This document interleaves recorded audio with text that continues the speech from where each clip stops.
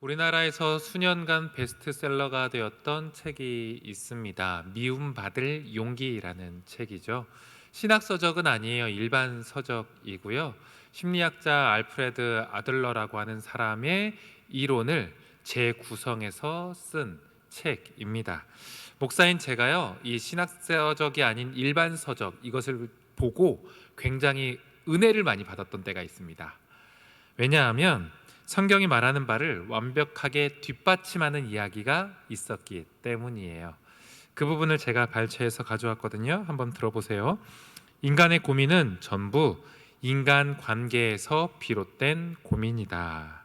그리고 그 인간 관계의 중심에 경쟁이 있으면 인간은 영영 인간 관계에 대한 고민에서 벗어나지 못하고 불행에서 벗어날 수 없다. 그러면서 덧붙이는 이야기가 인간은 서로 경쟁하고 권력 투쟁이라는 것을 한답니다. 서로 높아지려고 싸운다는 이야기예요. 사람은 2명 이상만 모이면 경쟁하고 권력 투쟁을 합니다. 사랑하는 사람들끼리 만나도 마찬가지인 것 같아요. 사랑하는 남녀가 만나서 뭘 해요? 결혼을 합니다. 결혼을 하면 뭐가 시작되죠? 전문용어로 주도권 싸움이 시작됩니다. 다들 해보셨나요? 결혼하시고 주도권 싸움. 결혼을 먼저 한 선배들이 이제 막 결혼하는 사람들에게 조언이랍시고 이렇게 얘기합니다. 초장에 휘어져 봐야 돼. 초장에. 그렇게 초장에 휘어졌다가 골로 간 사람들이 한두 번 사람이 아닌데요. 괜히 이런 말이 있는 게 아니죠. 이런 세상살이 방식은 너무나도 우리에게 당연한 듯이 뼛속 깊이 배어 있습니다. 한 예로요, 특히 우리나라 사람들이 그러는 것 같은데, 자동차 운전자들은 다른 자동차를 보면서 두 부류로 인식한대요. 나보다 느리게 가는 차, 혹은 나보다 빠르게 가는 차. 경쟁 의식이 엿보이죠. 그런데 여기에 그 권력 투쟁까지 곁들여져서 평가를 덧붙입니다. 나보다 느리게 가는 차는 바보, 그리고 나보다 빠르게 가는 차는 미친놈. 속도, 그게 뭐라고 나보다 느리게 가면 바보라고 얕잡아보고 빠르게 가면 평가절하하며 깔아 뭉개버립니다. 경쟁하고 권력 투쟁하며 사는 우리네의 모습입니다. 몇 년 전 일이에요. 강남역에서 굉장히 급한 일이 있어서 택시를 잡아 탔습니다. 아저씨 어디까지 빨리 가주세요. 아저씨께서 잘 운전을 하시다가 우회전하는 길이었어요. 우회전을 하려고 하는데 앞에 택시가 우회전하는 길목에 서서 우회전을 방해하는 거예요, 저의 차를. 그래서 제가 타고 있던 택시 기사님께서 경적을 한번 빵 울리셨습니다. 근데 꼼짝하잖아요. 빵빵 울렸습니다. 꼼짝하지 않아요. 어떻게 했을까요? 빵 계속 울렸습니다. 그러자 앞에 타 있던 택시 기사님께서 내리셨습니다. 내리셔서 다행히도 가까이 다가오진 않고 손가락질을 막 험악한 표정으로 하셨습니다. 제 택시 기사, 제가 타고 있던 택시 기사님의 반응 어떠셨을까요? 지지 않으셨습니다. 어떻게 행동하셨냐면, 설명할 길이 없어서 제가 그대로 이렇게 재연을 한번 해보도록 하겠습니다. 제가 택시 기사인 거예요. 제가 아니라. 이렇게 하셨습니다. 제가 욕이라서 안 한 게 아니고요. 그냥 말 없이 묵음 처리로 그냥 욕하는 신용을 이렇게 하시는 거예요. 상대방과 싸워야 되긴 하겠고, 타고 있는 승객인 저를 배려하기도 했어야 했기에 그런 행동을 하신 거죠. 좀 씁쓸했습니다. 그게 뭐라고 저렇게까지 싸워야 하는가 싶어서 말이죠. 도로 위에서도 누가 잘했니 잘못했니 따져가면서 권력 투쟁합니다. 그래서 세상은 어떤가요? 더 행복해지나요? 그렇게 싸우고 나면 살림살이 나아지나요? 그렇게 싸우고 나면 나는 더 안전해지고 안정돼 가나요? 아니요. 그것으로 세상은 지옥으로 변해 갑니다. 미움받을 용기의 책이 이야기하는 바이고요. 그런데 이 이야기의 원래 저작권은 성경에 있습니다. 수천 년 전에 쓰인 이 책이요, 줄곧 말하고 고발하는 바가 바로 이거예요. 서로 경쟁하며 권력 투쟁하느라 하나님이 만드신 이 아름다운 세상이 지옥으로 변해간다라는 겁니다. 성경에 나오는 3명의 케이스만 언급해 보려고요. 첫 번째 케이스, 가인. 권력 투쟁하느라 누구를 죽였어요? 동생 아벨을 죽였습니다. 야곱, 권력 투쟁하며 사람들을 속이며 살았습니다. 그리고 마지막으로 권력 투쟁에 빠져 자신의 인생을 망치고 주변 사람도 망치고 뿐만 아니라 한 나라 전체를 혼란에 빠뜨린 자가 있었는데 누구냐면 사울입니다. 성경이 사울의 그 모습에 대해서 어떻게 이야기하고 있는지 직접 확인해 보길 원하는데요. 사무엘상 18장 7절부터 11절입니다. 제가 빠르게 읽어볼게요. 눈으로 확인해 보세요. 여인들이 뛰놀며 노래하여 이르되 사울이 죽인 자는 천천히요 다윗은 만만이로다 한지라. 사울이 그 말에 불쾌하여 질투하고 있는 거죠. 심히 노하여 이르되 다윗에게는 만만을 돌리고 내게는 천천만 돌리니 그가 더 얻을 것이 나라 말고 무엇이냐 하고 내 것을 빼앗길까 지금 걱정한단 말이죠. 그래서 그날 이후로 사울이 다윗을 주목하였더라. 그래서 어떻게 됐어요? 그 이튿날 하나님께서 부리시는 악령이 사울에게 힘있게 내림에 그가 집 안에서 정신없이 떠들어대므로 다윗이 평일과 같이 손으로 수금을 타는데 그때에 사울의 손에 창이 있는지라. 그가 스스로 이르기를 내가 다윗을 벽에 박으리라. 그 경쟁하는 마음에, 이기고 싶은 마음에, 지고 싶지 않은 마음에 그 권력 투쟁하는 그 싸움이 시작돼서 사울은 그때부터 다윗 꽁무니만 쫓아다니게 되었습니다. 다윗은 피하는 인생을 살았고요. 거기에 동원된 군사와 나라는 혼란에 빠지게 되었습니다. 하나님 나라는 말할 것도 없고요. 성경이 말하는 바 이 세상에 하나님의 샬롬이 임하지 못하는 주요한 이유 무엇 때문이다? 너희가 서로 경쟁하며 권력 투쟁하며 싸우기 때문이다. 자, 그렇다면 여기서 중요한 질문 하나를 해야 되겠습니다. 왜 우리는 이렇게 경쟁하며 권력 투쟁하는 것일까요? 가인은 동생을 죽여서 무엇을 얻으려고 했던 걸까요? 야곱은 사람들을 속여가면서, 특히 아버지까지 속여가면서 어떤 이득을 취하려고 했을까요? 사울은 왜 다윗을 죽이려고 했을까요? 택시기사는 왜 그렇게까지 싸우셔야만 했을까요? 누구의 유익, 누구의 만족, 누구의 영광, 무엇을 지키기 위해서요? 바로 나 자신인 거죠. 나. 결국 하나님 앞에서 우리가 짓는 죄들이 다 이런 겁니다. 하나님보다 누가 더 중요해요? 내가 더 중요해요. 다른 사람들보다 누가 더 중요해요? 내가 더 중요해요. 그렇게 내가 중요해서 하나님조차도 경쟁자로 여기며 하나님과도 권력 투쟁하는 우리의 모습. 그러고 보면 우리가 잘 생각해 볼 것은 하나님의 대적은 누구라고 생각하나요? 하나님의 대적, 하나님의 원수. 그러면 누가 떠오르나요? 사단이 떠오르죠. 근데요, 잘 생각해 보면 진정한 하나님의 대적은 사단이 아니라 바로 나 자신 같습니다. 우리가 싸워야 할 대상은 사탄이 아니라 바로 우리 자신인 것 같다고요. 어떤 뉘앙스인지 이해하시죠? 그래서 우리에게 있는 진정한 우상은 사탄이 아니에요. 우리가 사탄을 사랑하지 않잖아요. 사탄을 섬기지 않잖아요. 사탄을 쫓아다니지 않잖아요. 나 자신을 섬기잖아요. 그래서 진정한 우상은 우리 안에 있는 나죠. 나. 따라서 우리가 예수를 믿으면서 가장 시급하고 그리고 먼저 가장 중요하게 해야 하는 작업이 있습니다. 우리가 그토록 중요하게 여기는 무엇을, 누구를 포기하는 일이요? 나를 포기하는 일이요. 우리 예수님께서 이 땅에 오셔서 제자들에게 시종일관 가르치셨던 것들이 바로 이런 겁니다. 그래서 마가복음 8장 34절이죠. 누구든지 나를 따라오려거든 누구를 부인하고 자기를 부인하고 너 스스로를 증명하기 위해서 사는 삶을 포기해라. 쌓는 삶이 아니라 썩어지는 삶을 살아야 한다. 다른 사람을 너 자신을 돋보이기 위한 수단으로 사용하지 말아라. 사람은 사용할 대상이 아니라 사랑할 대상이다. 그러니 뭐해라? 섬겨라. 종이 되어 섬겨라. 왕이 되어 다스리려 하지 말고. 이런 가르침을 주셨습니다. 그런데요, 이 이야기를 들은 제자들이 잘 알아들었을까요? 못 알아들었을까요?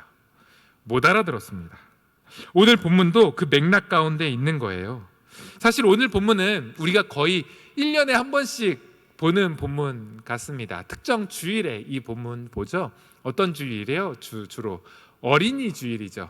어린이 주일에 주로 우리는 어린아이와 같아야 된다. 어린아이와 같이 순수해야 된다. 이렇게 하나님 나라 받아들일 줄 알아야 된다라고 이런 핵심 가운데 오늘 본문 보잖아요. 근데 오늘은 좀 다른 관점에서 지금까지 이야기했던 예수님이 말씀하신 주요한 가르침과 이를 못 알아들은 제자들의 모습, 그 관점에서 한번 봤으면 좋겠습니다. 내용을 다시 한번 확인하는데 오래 걸리지 않을 것 같아요. 제자들이 누구를 가로막았습니까? 어린 아이들을 가로막았습니다. 정확히는 어린 아이를 데리고 온 부모들을 가로막았습니다. 상황이 이렇게 된 걸 거예요. 예수님이 하늘의 은혜를 베푸신다고 하는 소문이 나서 부모들이 자신의 아이들을 예수님께 데리고 왔습니다. 뭐 해주고자? 예수님이 좀 안수기도 좀 축복기도 좀 해주십사 데리고 나왔습니다. 그런데 입구에서 저지를 당한 거예요. 입구 컷이라고 하는데, 어디서 감히 지금 예수님 중요한 거 하고 있는 거 안 보이셔? 혹은 지금 예수님이 중요한 사람 만나고 있는 거 안 보이셔? 안 돼. 나가. 너희들 만날 시간 없어. 너희들에게 시간 내줄 그런 기회는 없어. 성경은 제자들이 저들을 어떤 태도로 대하고 있는지 힌트를 주고 있어요. 13절에 쓰고 있는 단어인데요. 무슨 단어냐면 꾸짖다예요. 꾸짖다. 제자들이 저들을 꾸짖었대요. 근데 이 말의 뉘앙스가 어떤 것인지 그 9장 바로 앞에 이렇게 쓰여 있습니다. 9장 25절인데요. 예수께서 무리가 달려와 모이는 것을 보시고 그 더러운 귀신을 꾸짖어 이르되. 무슨 말인가요? 예수님이 귀신을 꾸짖으셨어요. 그리고 똑같은 단어인데 그 꾸짖었던 그 태도, 그 뉘앙스, 그 모습으로 제자들이 누구를 꾸짖었다는 거예요? 아이들을 데리고 온 부모들을 꾸짖었다는 거예요. 그냥 정중하게 거절한 게 아니에요. 지금 예수님이 시간이 없어서 다음에 오시면 안 될까? 이렇게 거절했던 게 아니에요. 문전박대라고 하죠. 무시하고 있는 거예요. 요즘 말로 앞에 개를 붙여야 되는데 하대했어요. 왜요? 그래도 된다고 자신들은 생각했거든요. 예수님은, 그리고 예수님의 특별한 부름을 받은 자기들은, 자기 무리들은 뭔가 특별하다라고 생각한 거예요. 급이 다르다라고 생각했어요. 저들은 우리와 어울릴 짬이 안 된다, 어울릴 급이 안 된다라고 생각했던 거죠. 그래서 예수님이 귀신들을 하대하고 꾸짖었던 것처럼 저들에게 꾸짖었던 것 아닐까요? 어디서 감히 이렇게 말이죠. 어때요? 경쟁하고 권력 투쟁하는, 나를 높이려고 하는 죄인들과 다름없죠.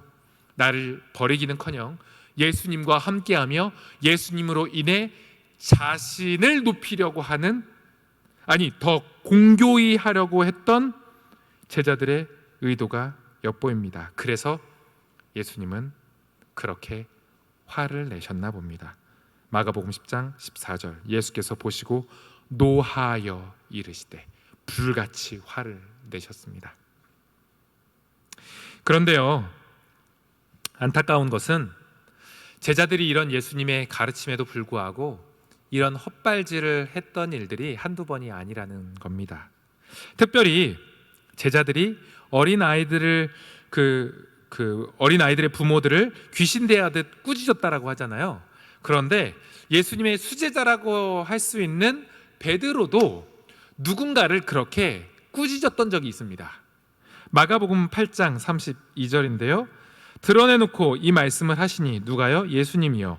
베드로가 예수를 붙들고 항변하매, 우리나라 말 번역으로 항변하다라고 돼 있는데 원어가 꾸짖다예요. 꾸짖다, 똑같은 단어예요.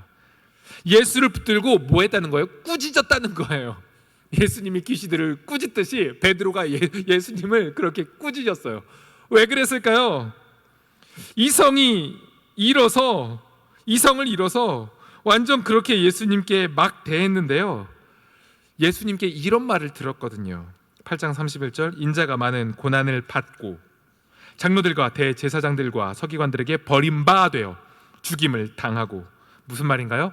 경쟁하고 권력투쟁에서 우리를 빛내기 위한 사역을 하시는 것이 아니라 나를 포기하고 죽는 사역을 하실 것이라고 처음 이야기를 했던 순간이거든요. 베드로는 그것을 받아들일 준비가 전혀 되지 않았던 거예요. 베드로 입장에서는 뼛속까지 경쟁과 권력 투쟁으로 나를 세우는 것이 이기는 것이고 승리하는 것이고 성공하는 삶이라고 알고 있었던 그의 머리로는 도무지 이해할 수 없었던 것이죠. 그런 그에게 예수님이 뭐라고 하세요? 잘 아실 텐데요. 한번 보세요. 마가복음 8장 33절, 예수께서 돌이키사 제자들을 보시며 베드로를 꾸짖어 이르시되 사탄아 내 뒤로 물러가라. 계속 띄워놓을 테니까 잠깐 보세요. 이 구절을 보면서 우리가 먼저 확인해야 될 포인트가 몇 가지 있는데요, 첫 번째로는요, 예수님께서 베드로에게 말씀하시지만 누구를 보시면서 하셨어요? 제자들을 보시면서 얘기하세요. 보이시나요? 이 말은 베드로만 들을 것이 아니라 제자들 전체에게 하시는 말씀이라는 거죠. 다만 대표적으로 베드로가 지목당해서 지금 이야기를 듣고 있을 뿐이에요. 그리고는 뭐 하셨어요? 꾸짖으셨어요. 여기도 똑같은 단어인데요, 꾸짖으셨어요. 우리가 계속 확인했던 단어, 귀신에게 하듯. 그리고 두 번째 포인트인데요, 정말 그렇게 말했던 베드로를 뭐라고 부르고 있냐면 사탄이라고 부르셨습니다. 제가 알기론 예수님이 한 인격, 사람을 두고 사탄이라고 지목하신 유일한 사건, 장면입니다. 그만큼 우리 주님은 강력한 경고를 하고 계신 거예요.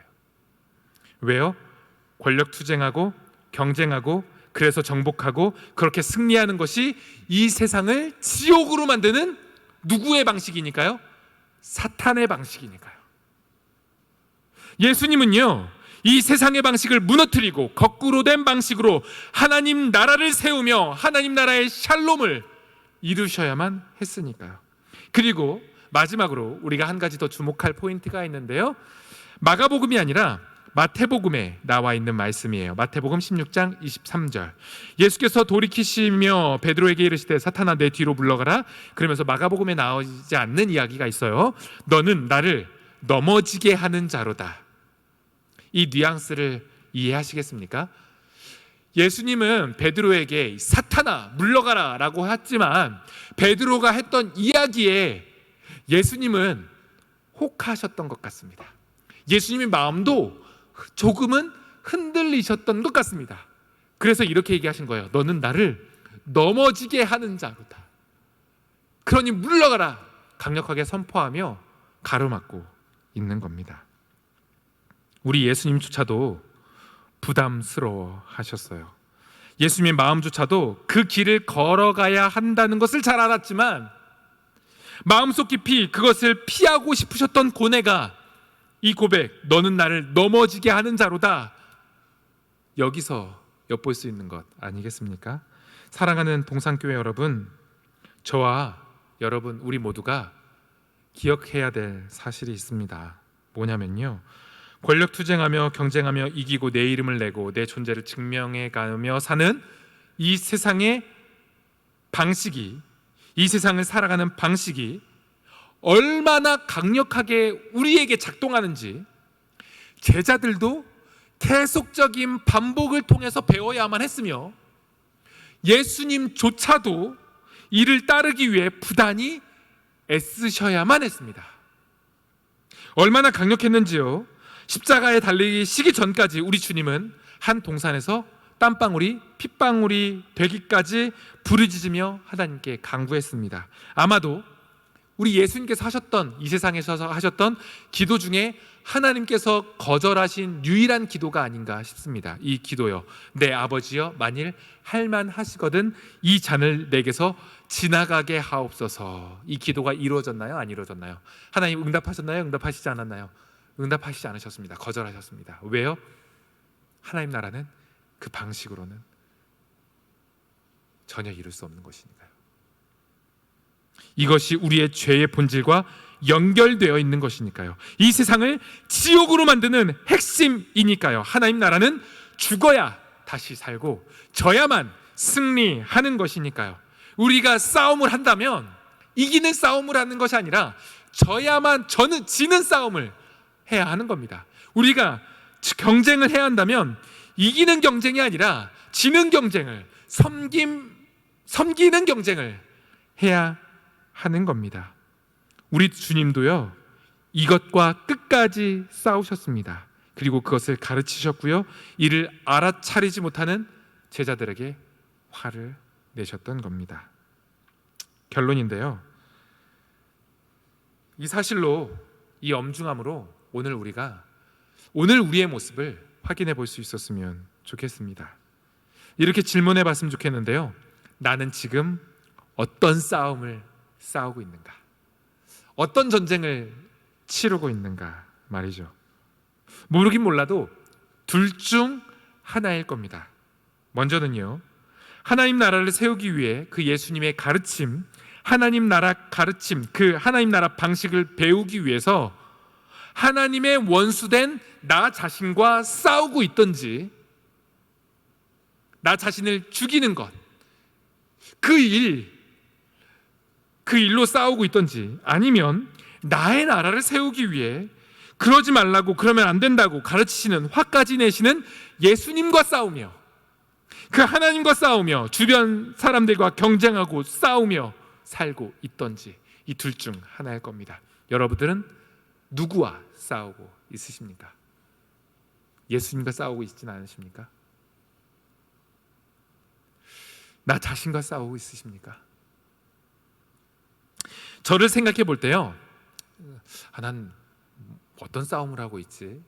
라고 하는데, 제가 앞서 말씀드렸던 택시기사님이 생각났어요. 택시기사님, 그분은 분명 앞에 있었던 택시 그 운전자분과 경쟁하고 권력 투쟁하셨어요. 그러니까 그렇게 하셨던 거겠죠. 그런데 동시에 무엇도 하셨냐면 그 안에 있는 저를 배려해 주시기도 하셨습니다. 제가 그분 같다는 생각이 들더라고요. 양면이 다 있는 거죠. 매너 있게 다른 사람을 위하고 배려하고 있는 사람인 동시에 내 영역 밖에 있는 사람들하고는, 혹은 나와 이해관계가 얽혀 있는 사람하고는 권력 투쟁하고 있는, 그래서 그분이 택시 공간 안에서 손님을 태우고 싸우는, 그렇게 묵음으로 싸우는 방식을 처세로 배우고 익히셨듯이, 저도 목사로 살아가며 그 처세, 그 노하우만 출중해지고 있는 것은 아닌가, 그렇게 저도 타협하며 살고 있진 않나 생각해 보았습니다. 우리 주님 보기에 저와 같은 사람, 이런 양명성을 가진 사람, 이렇게 양쪽과 타협하는 사람 어떻게 보실까요? 그래도 너 애쓰며 산다라고 하실까요? 그렇게 말씀해 주시면 좋겠는데요, 계시록에 나온 라오디게아 교회에 하신 우리 주님의 말씀은 이렇습니다. 토해버릴 것이라고 말이죠. 그 미지근한 것에 대해서, 이것도 아닌 저것도 아닌 것에 대해 토해버릴 것이라고 말이죠. 여러분, 동산교회 소중하십니까? 동산교회 사랑하십니까? 이 동산교회 아끼세요? 잘 되길 원하세요? 우리 주님의 몸된 이 동산교회는요, 우리 주님이 이 교회를 세우신 방식은요, 자신을 포기하는 방식이셨습니다. 이 교회, 이 공동체는요, 분명히 예수님과 같은 방식으로 나를 포기하고 나를 버리고 희생하고 헌신하고, 그것을 감수하는 사람으로 인해서 세워져 나갈 것입니다.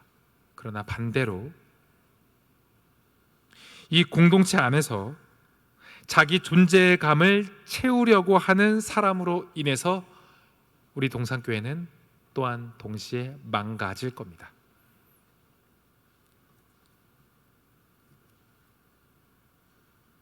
우리 교회 51년째입니다. 지금까지 참 아름답게 세워져 왔다 싶습니다. 아름다운 전통도 있고 하나님을 사랑하는 성도님들도 많이 있습니다. 이렇게 좋은 건물도 있고 그리고 좋은 기도원, 동산도 있습니다.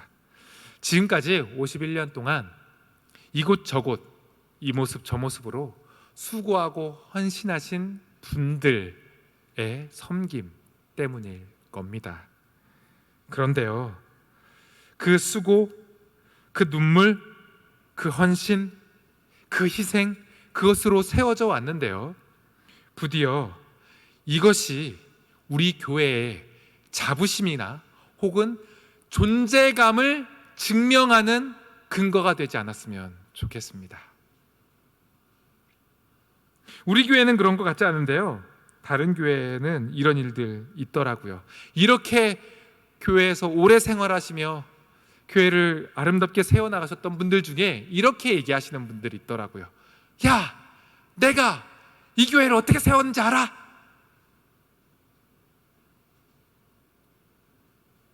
내가 그때 그날에 어떻게 섬겼는지 알아? 무슨 얘기예요? 그런 나를 좀 알아달라는 거잖아요. 과거의 나의 헌신과 희생을 통해 자신의 존재감을 증명하는 그런 이야기인 것 같아서 굉장히 씁쓸합니다.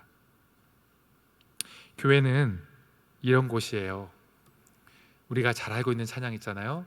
푸른 바다 나서니 몸 어디든지 가오리다. 후렴 이거 있죠.